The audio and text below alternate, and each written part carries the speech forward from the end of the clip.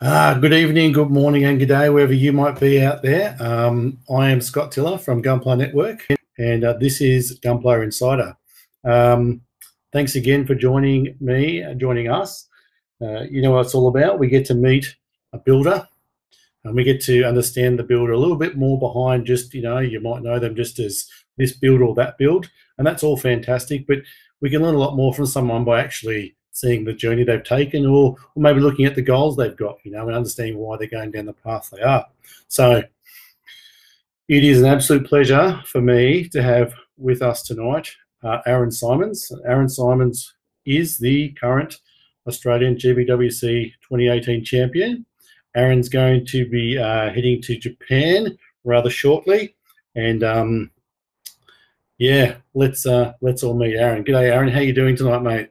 Hey Scotty, hey everyone, how you going? I'm good, mate. I'm really good. That's good. That's good. And just a few specs and statistics. So you're a business analyst. That must be interesting. That must be why you take up modelling. You're 42. You live in Hornsby, New South Wales. You're a father of two daughters, 9 and 10. You play a bit of guitar, and yeah, I think the rest you can probably tell us yourself. Tell us a little bit about say, why you think you're modelling. Like, have you been modelling your whole life, mate, or is it just something you picked up later life and thought this is really great? Tell us about that. No, well, I mean, look, I've been modelling since a young age. I wouldn't say I've been modelling my whole life.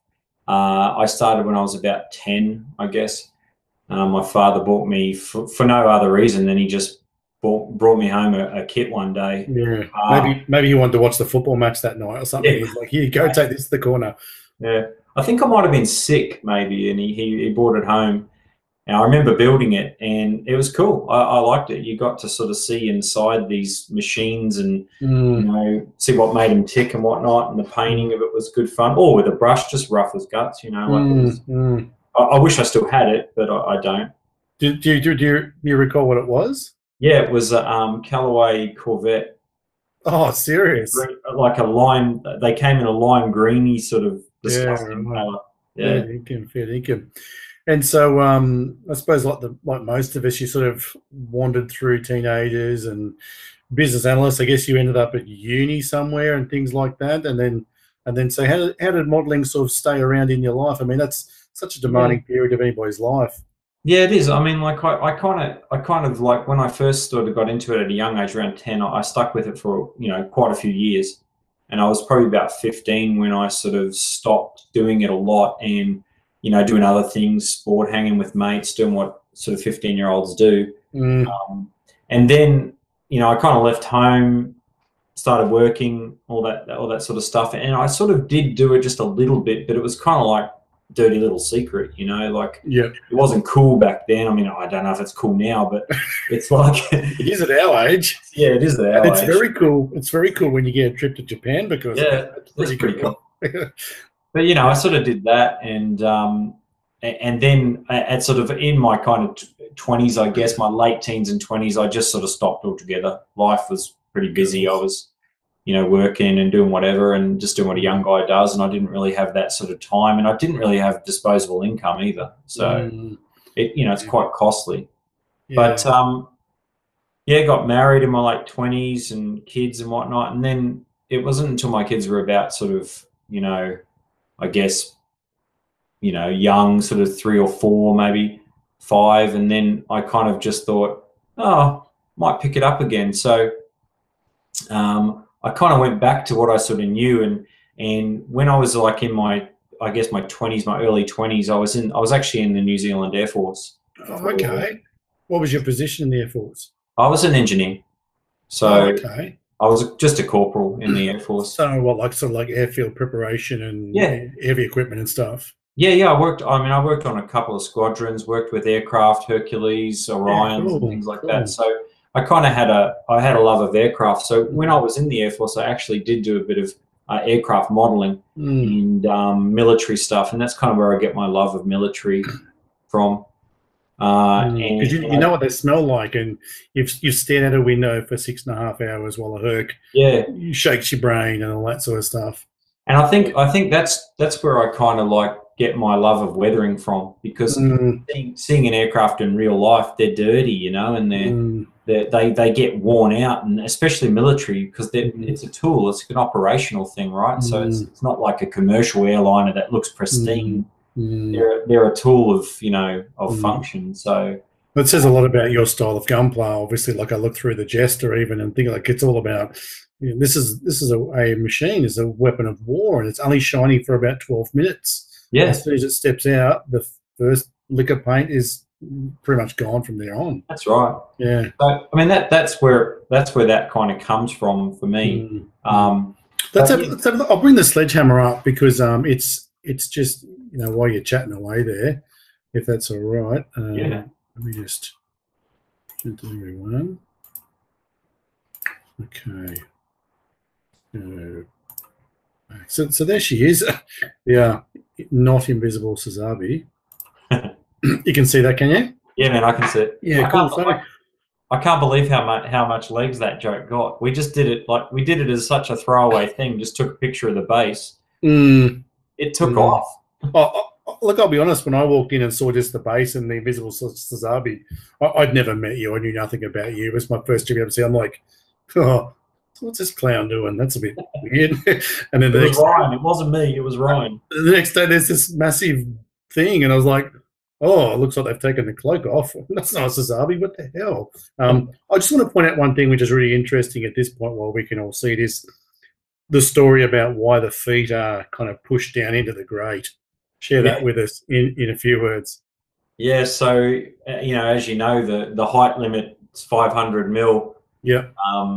50 centimeters for the height. So when I built it, I didn't really have a plan, right? So I just kind of had to go with it. And I needed a base, but, you know, it's a relatively small, thin base compared to what I've built in the past. So when I finally got it built, and I'd measured it like 100 times, and when I finally put it on there and measured it, I was a centimeter over. So I had thought, well, I'm not really going to change the pose. So the only thing I could do is actually cut out where his feet are and sink him down into the mesh, that centimeter, and that got me under the 500. So he's 49.2 centimeters. Oh, it's insane. All right, yeah. I'm going to just flick through some pictures here. So, yeah, look, it really just blows everybody away that sees it. Is there any particular, as I flick through, any particular parts that really kind of you just about gave up? Like I was talking to Craig last night. He did that burning the Zaka with a flamethrower, sticking some canisters, you know, shortening the snout. And he's like, the amount of times. Oh, and then he extended the shoulders. And he's like, the shoulders took me like 3 weeks of standing, and it actually I nearly lost it. Oh, look, for me, my favorite part to build was the kind of the chest, the sort of chest area. So that's the back there. That's still the back. Yeah, sort of there. Yeah. So that was kind of my favorite part to build. And if you know the Hummer, they're like basically the chest of the Hummer turned on the side, and there's quite a complex lot of construction inside that to hold it all together. Yeah, right. But I think that the most challenging part to build was the legs by far, because the legs are kind of they're sort of the whole internal of the leg is scratch built. So I had to kind of like work out the sort of dimensions of the actual leg so that it would fit in with the size of the kit, and like build the sort of inner frame of the leg, and then start to apply the parts on top of it. And if you look around it, like all of those parts, bar a couple of them, come from the Hummer as well. Right. So it was kind of just getting it all to go together in a cohesive way. Because anyone can stick things on, right? Like you can just stick stuff on randomly, and it looks like you've just stuck stuff on randomly. So I think the trick is making it look like it's got a purpose and that it's meant to be there. Sure.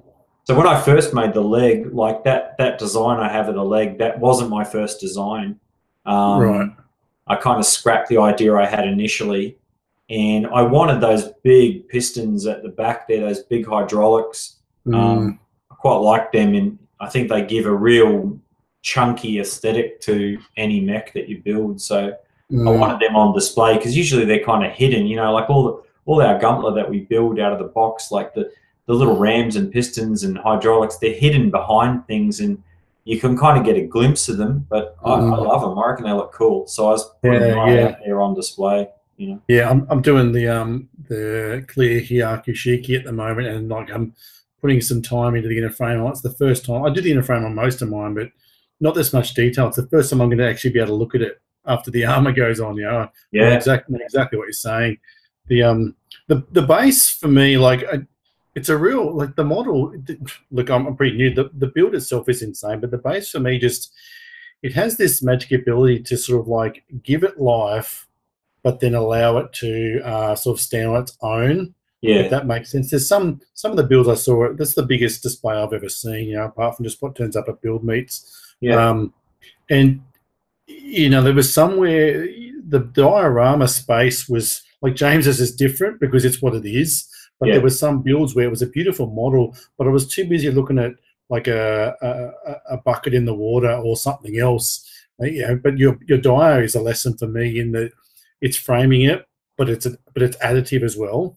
Yeah, like honestly, you know, the diorama, or I mean, a diorama. I don't know. I'd call that a die. I'd just say that it's a base. But yeah, exactly. People make a lot of mistakes. I see like they do a pretty good build, and then I see like you know, it's the base that lets them down.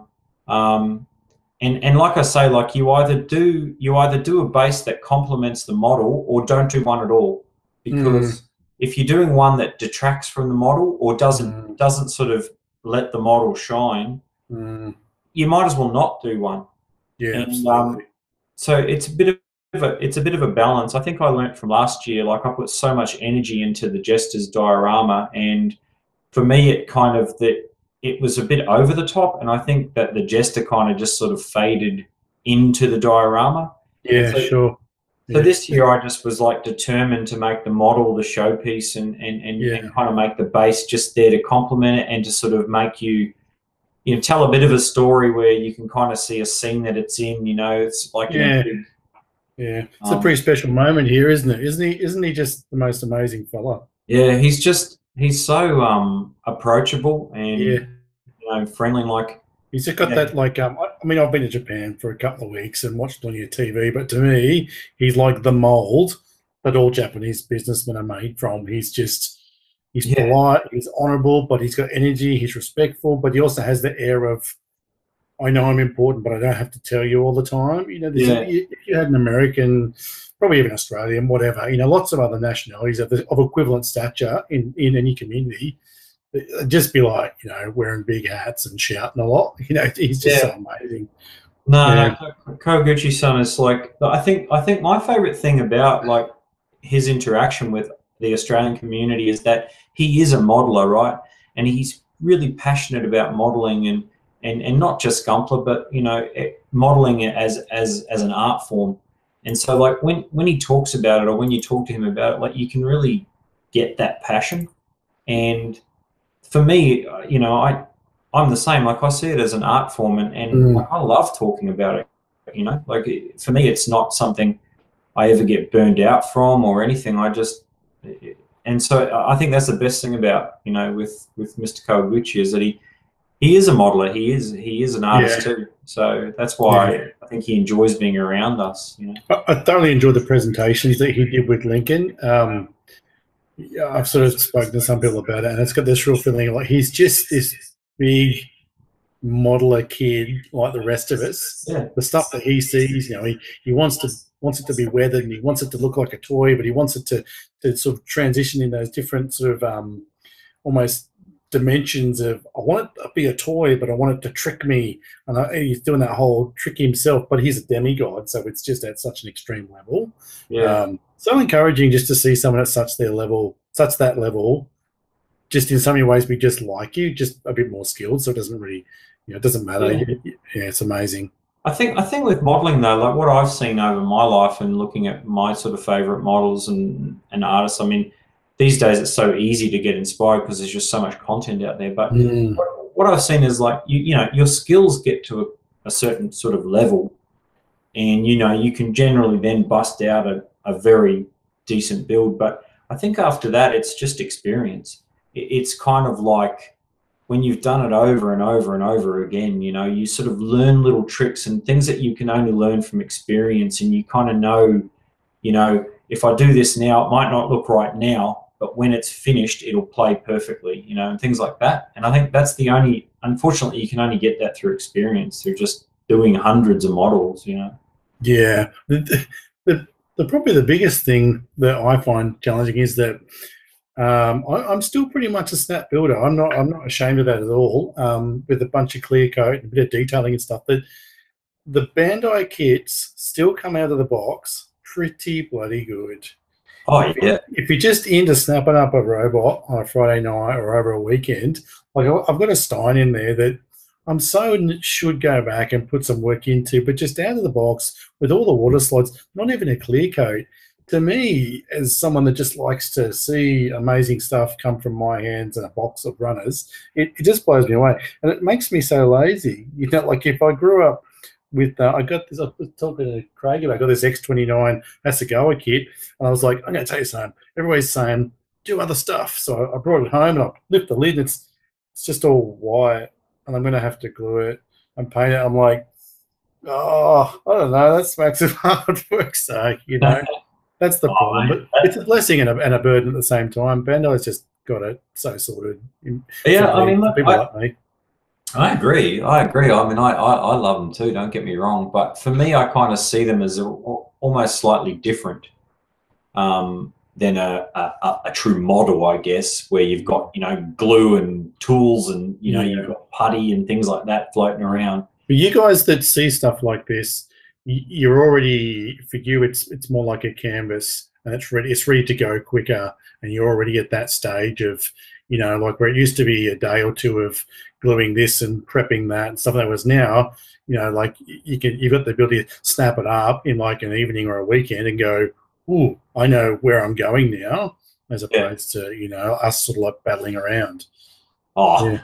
I think you're cutting yourself well short there, but yes. Oh, I just mean in general, like when you guys see stuff, a bit like you said, because you got these tricks. Like when you're sitting there on a Friday night, sort of weathering something, it's all just so natural for you. You know, like I've watched this Chieftain tank of yours, and every 2 nights it's got a new shade, and it's got this and it's got that, and it just starts to sort of like bloom every single night. And like that's, like you said, something you look at it and you go, oh no, that looks silly now.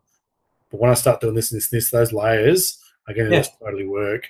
And that's the experience. And like before, you're saying, you know, when you're young and you didn't have the expendable budget, I meet guys at Gunpla Group builds, and they've got like a HG that's got to last them like 2 or 3 months because they're doing a paper run, you know, and it's difficult for these guys to get the confidence to just like throw a bunch of gunk on something and, you know, have a good time with it. 100%. And I mean, that's the other thing too. Like a lot of guys love that heavy mods and you know, custom things and tricky paint jobs and whatnot. But at the end of the day, they're kind of like limited by, well, you know, it's taken me however long to save up for this one kit. You know, I'm not going to like try my hand at that stuff now because I'm not going to risk, you know, busting it or wrecking it. You know, so I think you kind of got to get to a point where you're like okay with sacrificing kits, so that if they don't turn out that great, you can go, oh, well, a lesson learned. I'll move on to the next one. Yeah, you have a backlog for a reason. This is the reason. Yeah. So you got kits to burn, sort of thing, you know. Anyway, look, we might have a look at a few other bits and pieces that I've, some photos I've got of yours. It's got to be a better way to do this, but I'll work it out. Okay, the gooch. Bear with me for a tick. Okay, well, we'll just go through these, I guess, somewhat quickly. Just was around too much. The Jester. This was last year. Just before we go on, from when you kind of went, oh, GBWC, were you the sort of person that sort of felt I'm going to compete, or were you initially just I'm just going to throw in stuff and be part of the fun? At what point did you sort of go, you know what, I'm going to give this a crack? I would like tickets to Japan. To be honest, it was this year was the year that I actually like thought, righto, gonna actually try and compete here and really give it my all and do something totally original and crazy and hope for the best. Like when I did the Jester, I mean, for me it was the Jester was the first time that I did any kind of heavy mods on a kit, right? So just taking a base kit and doing heavy mods. And I don't know if you've read Scratch Built Revolution, but I got that book and that's based around a Jester mod, you know. And so initially I thought, well, a good learning exercise would be to just try and copy those mods as best as I can. Yeah. So I started out just sort of trying to actually mirror those mods there. And like with anything, you know, as soon as you start, you instantly kind of want to put your own spin on it. So I just basically from the beginning just went my own way with it, and I used a lot of that for inspiration. But I sort of got to a point where I was like, wow, this is actually turning out okay. So did you build this with the intent to kind of the Jester last year? Did you build this with intent to, you know, give it a bit of a nudge, or was it sort of still? Yeah, like I said, like when I got about halfway through the actual build of the Jester is when I decided actually this could be my GBWC entry. And like before that I had something else in mind, but the Jester took quite a long time, and I thought, well, I might as well just use this as my entry, and I'll build a simple dio for it. So I kind of did, and you know, it took me like the Jester took me months. Like believe it or not, the Jester alone took me longer than the whole Sledgehammer build. So, really? But then when I built it, I was kind of like, all right, I'll just build a simple dio, and I sort of started simple, and then I thought, well, I need something to bring it into scale, and I thought, oh, an old, you know, worn down, smashed up building would be pretty cool. So I built that, and then I thought, well, the building looks funny there on its own, so it just kept snowballing. And yeah, by the end it was like this huge, like 6 months or 7 months of my life that I'd put into this one kit. And it's pretty fatiguing, you know, when you put that long into the one. Yeah. And so, like, when you were doing stuff like the Jester and the Sledgehammer, you weren't building other stuff in between? Were you taking, like, you know, obviously at the beginning, like, everybody seems to push it down to the wire, but, you know, if you've got a lot of experience behind you, you have a bit more understanding of time management. So did you sort of go, look, I'm taking a week off that, I'm just going to do nothing, or I'm just going to smash up, you know, like Haro balls or something crazy? You know, like I didn't with the Jester. Like that was literally 7 months straight. Like the kit itself took me like 5 months, and then the diorama took me 2, and that's all I built for that period. But it, you know, by the end of it, you know, I still like it, but by the end of it, I just hated it. I just wanted it finished. Yeah. And so like when this year came around, I kind of had this crazy idea of building something just out there, you know, just something crazy. But even then I didn't build it straight. Like I had a bit of a break for a few weeks and built something fun, just a straight build, and painted it. I built this Millennium Falcon. So you built this during? But I mean I had to build that for Gunpla Expo for Ryan. So Hobbyco, Ryan reached out to me and just said, hey man, would you be able to build it for me? And I was like, yeah, I can do it. And I said, when do you need it? And he goes, well, we need it in 9 days. So Zazgrief demands. Yeah. I know, he's good, mate. He's a top. He looks after him. But yeah, so I was like, shit, 9 days, okay. Do I actually have to build it as well as paint it? And he was like, yeah. I was like, okay. All right, well, I can do it. So this is a Bandai kit? Yeah, man, that's the piece. Kind of like cut from runners and snap up like a Gunpla kit. Are they that good? If you've not seen the kit, like there's heaps of reviews online. Watch some of them and see it. There's over 600, but nearly 700 parts. Wow. It's 100% screen accurate. So it's literally every greebly, everything. Like none of that stuff's molded into the surface. Well, some of it is, but a lot of it's not. Like the majority of it's not molded into the surface. It's all really? on Like all runs. those little pipes and boxes and bits and pieces. Yeah, it's crazy, the detail of that model. I think, I mean, to being personally, I've built models my whole life. This would be the absolute pinnacle of scale modeling, in my opinion. I think it's perfect. Everything goes together just perfectly, and the result is fantastic. Well, that's quite a So yeah, man, 9 days to build that and paint it. So it was that's almost Benny style. Yeah, 3 days. That's lunacy. Yeah, good old Benny. Yeah, I'm hoping to catch up with Benny soon. That'll be good. So we talked about this before. This is the tractor you were talking about? Yeah, a little Massey Ferguson. So like there's little oil leaks and stuff here and there, and one around the other side and at the PTO. And so what scale is this? Well, it's a die cast. All right. So I had it. It was actually my father's. My father was like, he loved, he used to farm when he was young, and he was always sort of obsessed with Massey Ferguson tractors. But he had this for, and others. He had this for a long time, and I had it just, in my sort of cabinet, and it was pristine. It was perfect. And it just always looked odd to me that it was so shiny, Yeah, and you know how the die cast, the paint they use on it is really thick. It just doesn't sort of like tell the story. It doesn't sort of like hold up.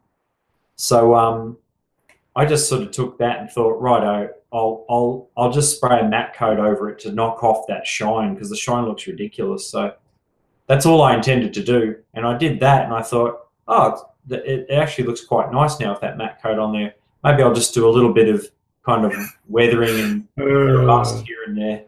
But yeah, then I just went full noise on it. How do you get this oily sort of residue around the PTO and the hook there? How do you do that? Like, I guess in some way I can understand. Yeah. So it's actually pretty simple in terms of a process. So you get like pigments, right? Yeah. So you get black, like you get a black pigment, and you put a lot of it on, like quite a lot. It doesn't look right when you first put it on because it's quite thick. And then instead of like setting that with pigment fixer or terps or something like that you could use, I actually set it with like a fuel and oil kind of stain. MIG make them. They're like little fuel and oil things. Yeah. So that, I mean, it's essentially just enamel, right? It's just an thick enamel wash. It's glossy. Yeah. So I just set it with that, and it kind of just soaks into that that black pigment. And when you first do it, it doesn't look like that at all. It looks like really jet black. Yeah. But then when it dries off, it looks really spot on. And then I usually, once it's dried off, I'll follow up with a little bit more of that engine oil, kind of just to give it added shine. So good. Yeah. And like all the mud and stuff like that, I just get like plaster, like plaster of Paris. Yeah. And I just go out and grab a big handful of dirt. Right. And then I just sieve the dirt out so it's quite fine. Mix it up with that plaster, and then just mix it with a bit of water and sort of like an earthy type pigment, and then just cake it on everywhere, and then wipe it off basically, and just it stays in all the grooves and all the little bits and pieces like mud naturally would. So good. It's amazing. Truly is amazing. I had a question before. Cool. I got the red one here actually. Oh, have you? Give it a tick. Oh, right. So is that your dad's one? Yeah. This was one of his as well. Again, this was another die cast. It was pristine. Looks unreal. Who would have thought tractors could be so much fun? Yeah, man, they're cool. I mean, they're a really good exercise in extreme mud and weathering, because the dirtier they are, the more real they look. Whereas like sometimes with weathering too, it's quite enjoyable, and people go way too far with it. So doing something at sort of 1/16 scale, you can really get in there and really have a good go at it and put plenty on. And yeah, I've got a I've got I used to do RC rock crawling, and I've got a 110 scale, like a Jeep around here somewhere with the heart, like a 4-door, and he's like, "Can you do all your stuff?" You know, like my sort of weathered Zaku type stuff, and I'm like, "Yeah, sure." And I got it, and it's got black plastic guards and side steps and stuff. Like, I looked at it and went, I don't know if I know how to weather this, because the scales, like, and where would it go? Like, if you wanted to weather this Jeep the way you'd weather a Zaku, you'd have to drive the Jeep like on its roof through rocks and cliffs and jungle and stuff, and it's not that sort of truck. So I'm just going to kind of like start. I put the paint on. I'm just going to start sort of paddle lining it and just sort of see what happens, you know. But you know, weathering other stuff in different scales, it's not as easy as it sounds. But you're right. If it's just a bit bigger and manageable, you can just sort of poke away and do what you do. You can really give it some, you know. I've got a few other builds here of yours that I'll pull up. Let's go. I've got a couple of jets here. These are pretty gorgeous.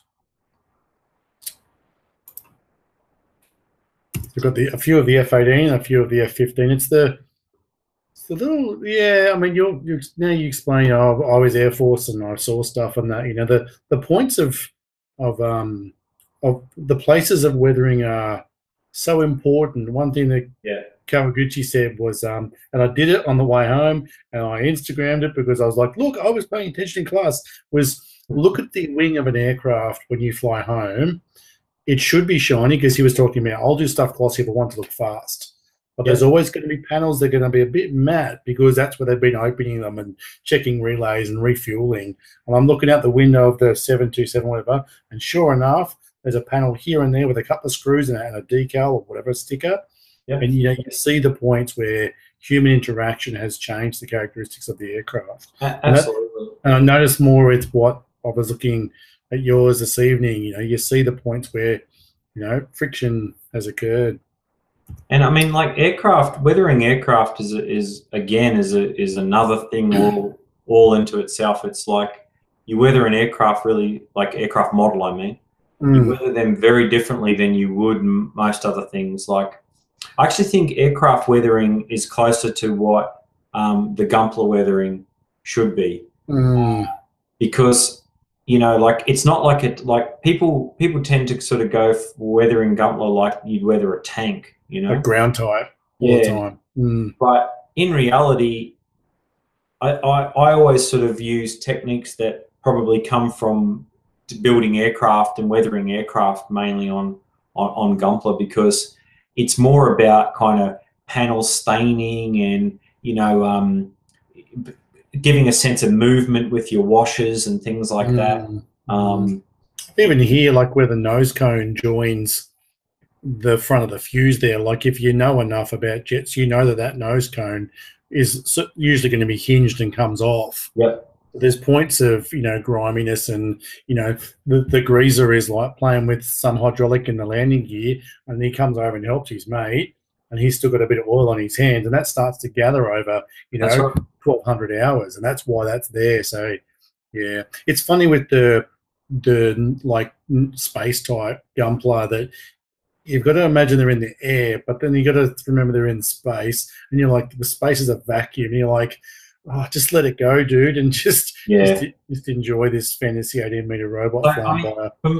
For me, everyone sort of, you know, that's a running argument about it, but like for me, it's all about the aesthetic for me versus reality. I mean, they're big plastic robots, so I can do whatever I want with them. To be honest, it's like the big scorched barrels that you see. I was talking to Craig about it, you know, a big minigun, and you do that burnt from sort of bronze to blue, and someone's like, well, actually, that gun wouldn't have been made of titanium, whatever. It's like, dude, and Craig's like, show me a minigun the length of a semi-trailer, and I'll give you the legit science award. But right now, it's just a bunch of fantasy robots. People take it way too seriously, you know. I mean, like, for me, I do what I think looks cool, and if it's correct or not, you know, within reason. I mean, you know, I've seen some silly things where it's well executed, but it's just silly, you know. Like you wouldn't paint a Millennium Falcon pink. Yeah, no matter how well you painted it, it just wouldn't be accepted, you know. Tell me with these, and I mean, I look at it and I love it, but see, you've got these two vents kind of inboard of the wingtip, and you've got those little streaks, just little streak where it's almost like there's a hydraulic something that just keeps getting let out bit by bit. So what gives you those sort of ideas, and what are you thinking when you're going for those sort of details? Because that's really specific. Like, there's possibly something not quite right, but within the manual of the aircraft, they're like, it's okay as long as the pressure doesn't drop below blah blah. We're happy to fly it. Yeah. Oh, look, I mean, if you go look at real military aircraft, they're covered in them, right? And some of them are meant to be there. Like, some of them are actually drain tubes and whatnot. But, you know, there's millions of parts and things inside a single aircraft. So, you know, they do leak a bit of oil and a bit of fuel, but as long as it's within tolerances, it's fine. And because they're an operational aircraft, you know, it's just how they are in reality. It's those sort of things that you don't ever notice if you go and look at an aircraft. But you notice them when you see them on a model, because they're the points that, you know, make it real. They're like points of reality, you know. And it's the asymmetry of modeling that really gets you. I love this, like where the Vulcan's buried up in the shoulder there, and you know, that's just pitted with just what do they call it, like a depleted uranium that gets spat out the end of it. It's just insane. But it's true. No, you hit the nail on the head. Asymmetry is a really important thing in terms of weathering and building. I mean, like there's different styles, particularly in Gunpla, right? Where, I mean, there is a style where it's like, let's get it a perfect mirror image, and it's impressive because you've managed to replicate it perfectly. But then, like, there's also asymmetrical stuff. Like if you look at Josh's builds, you know, there's some symmetry in them, but then there's also little points that are asymmetrical, and it's those things that, you know, really add interest. And same with weathering. Like when you're weathering, if you're doing, you know, mirror image, it doesn't play out right. It just looks wrong. So, you know, the trick is to kind of go, well, you know, I've gone a bit heavier over here. I'm not going to do the same on the other side. You know, I'll kind of vary it up a wee bit. Josh has this, like if you look at the Gabfly, like it was very symmetrical, but it's kind of got this almost like a vertical asymmetry. Like the detail was put in certain points, and I'm just looking at it as just a fan, you know, like certain points where it's not like some stuff you see, it's just like superscribed from top to bottom. Yeah, and Josh just picks these points, and obviously being a graphic artist and a teacher and an artist, and I'm a massive Josh fan. Yeah, got his stuff all over my room. It was to watch his presentation at GBWC was also really interesting.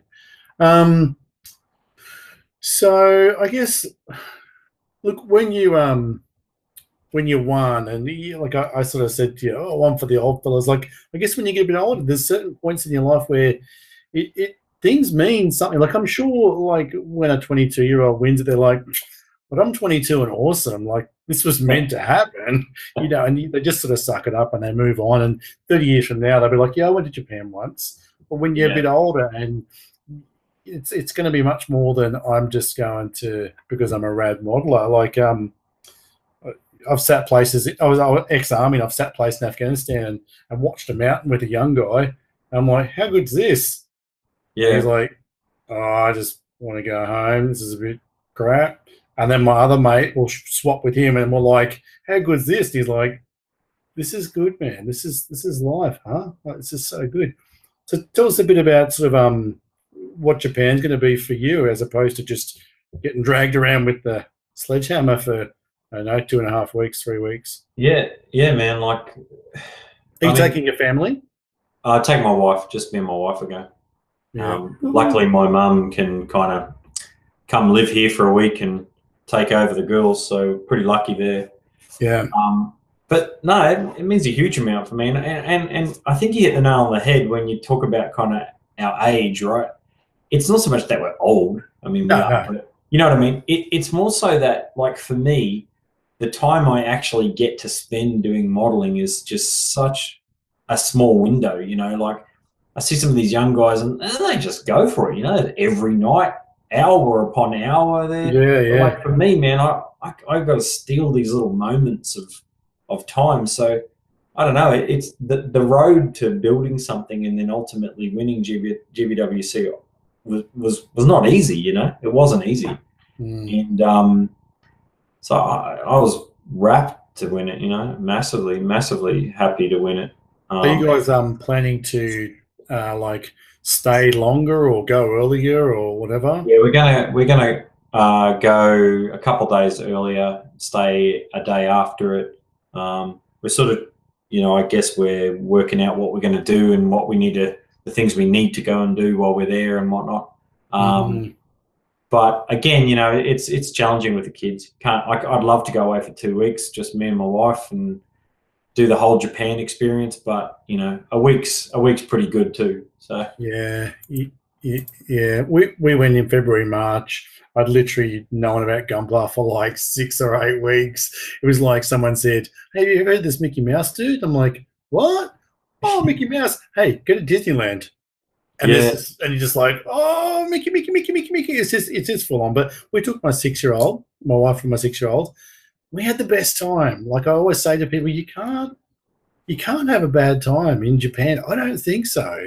It's as close to being on another planet without actually leaving Earth, because there's barriers, but the barriers just don't exist because, I don't know, it's not like something, you don't get the same experience in Cairns. Let's put it that way. You know, it's unreal. Do you have much idea of, have you been watching the other countries as they progress through the national rounds and stuff? Like, is that on your mind, or are you just like, whatever? Mate, look, I mean, to be honest, I'm not like all cool, like, oh, whatever, I don't care. I mean, of course I'm like,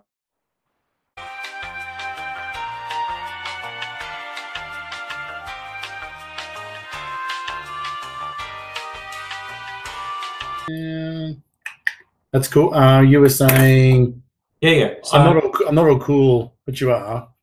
Yeah, of course. I mean, of course, I'm looking because, you know, we're all on Instagram, on everything like that. I mean, you can't help but see everything come through. But you know, to be honest, like especially over the weekend with Montreal, like they're really hard to find. Like just trying to find the winners. Yeah, it's not as promoted as I would have thought. Whereas like Hong Kong was a bit easier. Like that was in your face. It was on all our feeds, and you know. It was weird though when I saw the Hong Kong entries. Like I instantly just went, "Well, there's the winner." You know? Maybe. Well deserved. It was a beautiful model. I can't wait to see it. I'm really. I was actually talking to Josh after it, and he was like, "Yeah, man, it's so cool. You get to see it." And I was like, "Oh yeah, I get to actually see that. Yeah, close. That's cool." Yeah, definitely. I went to Gunner Base Tokyo, and they got this big kind of round display cabinet. You know, it's about the diameter, length of a pool table. It's got a whole bunch of winners around it. Yeah, and it's I didn't really know what I was looking at the time. I was like, "This is Gunpla? What the hell?" But I kind of know what I saw, and I can remember seeing some pretty amazing, you know, results there. And so, like, yeah, it's pretty like the unicorn itself at the front, the 1-to-1. It's like, whoa, so rad. You know, it's just such a. I can't imagine what it's going to be like for you to sort of be whisked around and all that sort of business. Yeah, apparently it's pretty busy though. They sort of get you around at a lot of things and stuff, but that's cool though. It's a great experience. I feel so lucky being able to be part of it, you know. Yeah, definitely. Well, look, I think I've probably kept you long enough. I really appreciate you. I want to ask you a little bit about the anime. I think we discussed it slightly just a little bit beforehand. Like, are you a big anime fan? Like, or do you watch any of it? Look, I mean, for me, I watched the anime. We spoke before, but like I watched the anime after I got into the modeling. So I was modeling aircraft and all other bits and pieces, tractors and whatnot. And then I'd go into Hobbyco and I'd kind of got to know Ryan, and he was like, "Man, have a go at this Gunpla." And I was like, "Oh, no, I'm not sort of into that, you know." And he kind of kept pushing it on me, saying, "No, you'll like it." As like, Ryan does. He's very good at sort of putting stuff in your face. Well, he's got to put food on the table, I understand. Yes, he does. That's right. But he sort of, he kind of convinced me. Like he said, no, it's cool. Like I think you could you know, take that style that you're doing and do it on Gunpla. I was like, all right, I'll have a go. So I built one, and it was pretty cool. I built a Zaku, and then I thought, oh, that was pretty cool. So I built something else, and then it just sort of snowballed. And then I saw that what's cool about Gunpla is that, you know, it sounds cheesy, but it is freedom, right? Like you can literally do whatever you want, and it's okay as long as you do it well. It's fine. Yeah. And so that's kind of what got me hooked. But like I was sort of saying, like I was doing things and people were like, dude, you've got the wrong decals on. Like, you know, you've got Xeon decals on a Federation suit. And it was just like, does that matter? And they're like, well, yeah, it does. Like, so then I kind of thought, all right, I'll watch some of these animes, and people, you know, every person you talk to recommends you something else is the best. Yeah. So I thought, all right, well, I'll just watch like 00, and I watched that, and it was pretty good. I enjoyed it. And then I watched Unicorn, and, you know, then I watched sort of like Shah's Counterattack and a few other bits and pieces like that. But I tried watching like IBO, and I persevered through the first season, but when the second season came out, I just kind of never picked it up, you know. Oh, really? Yeah, it didn't really ring home with me. I've never been a fan of those suits. I don't like the design of them, you know. I agree that the initially I'm very much about the mechanics and physics. And I was talking to Craig about when, you know, Mark Kirk from Gunpla Network, he kind of like, I was building 3 kits a day and punching stuff out and asking a bunch of really silly questions, and he kind of messaged me. He's like, come over here, old fella, let me teach you a thing or two. Yeah. The first thing he said was go and watch the entire original Mobile Suit Gun. It was like 48 episodes, and it's epic. It's a long haul. But when I saw the gun tank first kind of roll off a deck and just go, it just blew me away. I was like, that's not going to work. That's make no sense. He just sort of let it all go. And the same as IBO, these like triangle guys, you know, skinny waist. I'm like, I can't see how there would be enough structure in that. Like like that's can't. But then I love this series. Like it kind of, for me, it just, I was able to oversee that. Fortunately, Look, don't get me wrong. I like anime. Like I watch.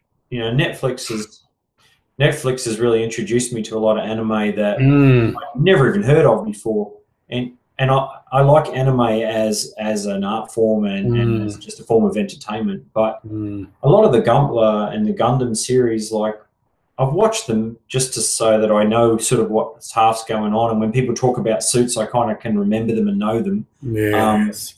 But some of them are good. Like I did enjoy 00, and I didn't mind Unicorn, but I don't know. I've watched others, and I've sort of thought, it was all right. You know? Whereas I watch other anime, and I'm just like, man, it blows me away, and the artwork's incredible, and the story's amazing, you know. And I wouldn't say that all the Gundam series do that to me. No. Look, I keep getting nudged to watch Seed and Wing and stuff, but I'm a real Universal Century type dude. Like for me, the Axis and Allies similarity is just, you know, I don't really like war history, just because I realise that people actually die.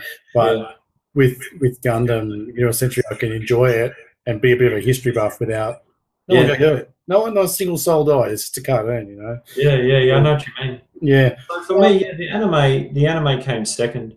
And even now, the anime doesn't influence me in any way on what I like to build. So like that is pure freedom. Yeah, it can be anywhere. I can get inspired by something I see online, or I can be walking around Hobbyco and see a kit and think, man, I could really do something cool with that, and I'll have no idea what series it's from or anything. I just like the aesthetic. You know, good stuff. Well, look, I really do appreciate your time. I'm a dad like you. You get them down, and you want to just let the garter off and sit down on the couch, and you sort of, you know, work and stuff tomorrow. And I really appreciate you sharing with us, you know, where you've been and where you're going. And I know that everybody really hopes that you have a really good time in Japan, like regardless of the outcome. And you're going to be nervous. You're going to be sitting there waving your little flag, apparently, and it's going to be a really big moment. Get the heart going. But we really do hope you have a great time. We hope you and your wife have a great time. And GBWC for me this year was I've had a bunch of hobbies where I see these people go, I used to be RC aircraft. Everybody goes and spends a week at flying aircraft and rock crawls. There's this thing in America, like 3,000 dudes turn up. I've always wanted something where I could come together in my hobby with a community. Yeah. I was 100% convinced when I left Sydney that I'd found my people. It just, I don't know. I've tried to explain to a few people at work, and they're like, I don't know. But then they can spend hours and hours and hours playing PlayStation. So it depends where you take it. So look, I was really happy to meet you. I was really happy to meet a whole bunch of people. I can't wait till next year. People I'm talking to are like ramping up and going. And I'm interested to see what you do, because surely you put tools down for the rest of the year. And oh mate, look, I always do a palette cleanser. So yeah. That's what this is. Like that's what this is. This is my palette cleanser. Oh, there it is. Look at that. So I'm going all out on that. Actually, I'm going to do a full dio and the whole lot, do a nice little cool scene and whatnot. But just something just totally different, and just something fun, you know. Just get in there and have fun. And you say you have to steal moments to get stuff done. I'll tell you what, you make the most of your moments. There is no doubt about that, because every day that thing's like 20% further, and you're like, geez, he's nearly done. I got another this and that. Oh, he's nearly done. Oh, it's just done. I know, you wait, man. I got big plans for that. It's going to look cool and stuff. All right, mate. Look, I've said it 100 times. Thank you so much for your time. Thank you so much for just being one of those people that's just really approachable, and you know, you lead, but you're not like, follow me, this is the right direction. We all wish you a really, really great time in Japan. Like, I do wish you luck, man. Who knows? Hey, who knows? So from everybody out here, Aaron, thank you. Have a great night, and see you around the. Oh, before we do go, some social media stuff for you, where people can, if you want people to sort of go and follow along. Yeah, man. So yeah, I'm everywhere. I'm Instagram, Facebook as Weathered As. So it's the word weathered followed by an A and a Z. Yep. It's perfect. As, it's a real Aussie thing. Hey, As. Yeah, man. Yeah, no worries. All right, mate. Thanks so much for your time, and we'll see you around the traps. Thank you. Bye. See you, man.